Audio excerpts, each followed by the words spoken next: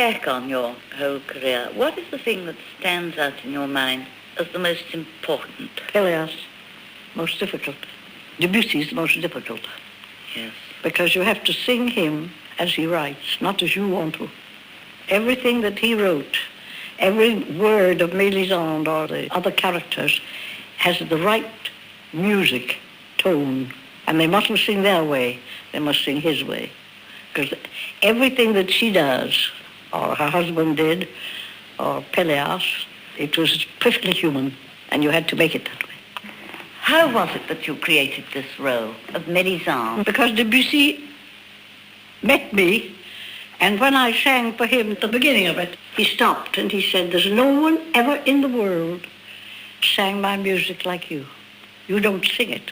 You sing talking." It's true. It should not be sung. Not hollered, like some of them would.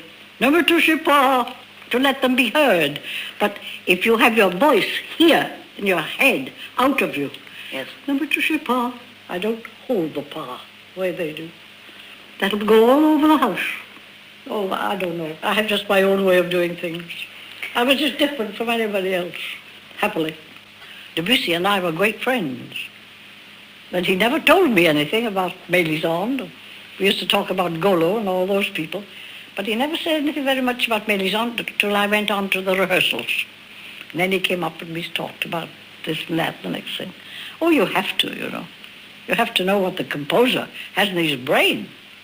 It's not your brain, it's his brain.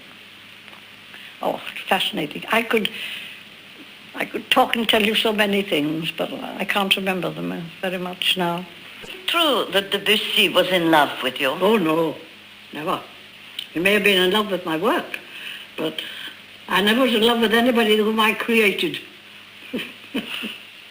No, not in the musical world.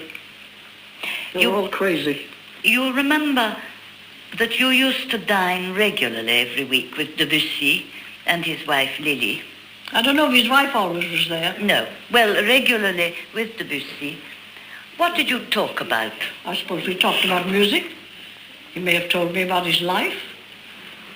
I don't know. Yes, I wondered if you'd discussed his music and whether he'd asked your advice.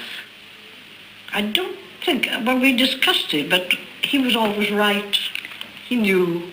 He used to sing it. When he came to my home, he used to play it for me and not sing it, but fredonner, as they say in France. And he said, "Now, Mary, that's the colour of the voice I want. It was always the colour. You had to put your voice into the colour of the people you're singing." He loved that, always. Because when you sing Carmen, that's entirely different from Mélisande. So I have to colour your voice, but in another way. In quite another way. You have to be very impertinent, very rude, but not in Mélisande.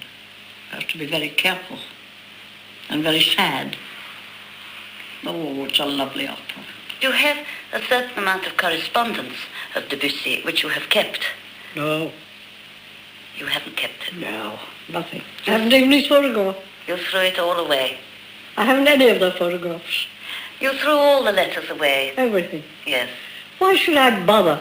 The only thing that interested me was my work, was my engagements, was my creating operas. I created most all I sang. The new ones, you know. Oh, it was wonderful. Nobody to touch them. Now they can do what they like. I don't know what they're doing now. But Debussy and Massenet and so many, I can't think of them now. But you never kept their letters. It didn't interest you letters? A bit. Not a bit. No. You threw them away. Burnt them. You burnt them? Yeah. Just a lot of paper in your drawers there. Oh, I don't care. I have it all in my mind. I think of the people I like, and I forget the people I don't like. You see, so why keep them?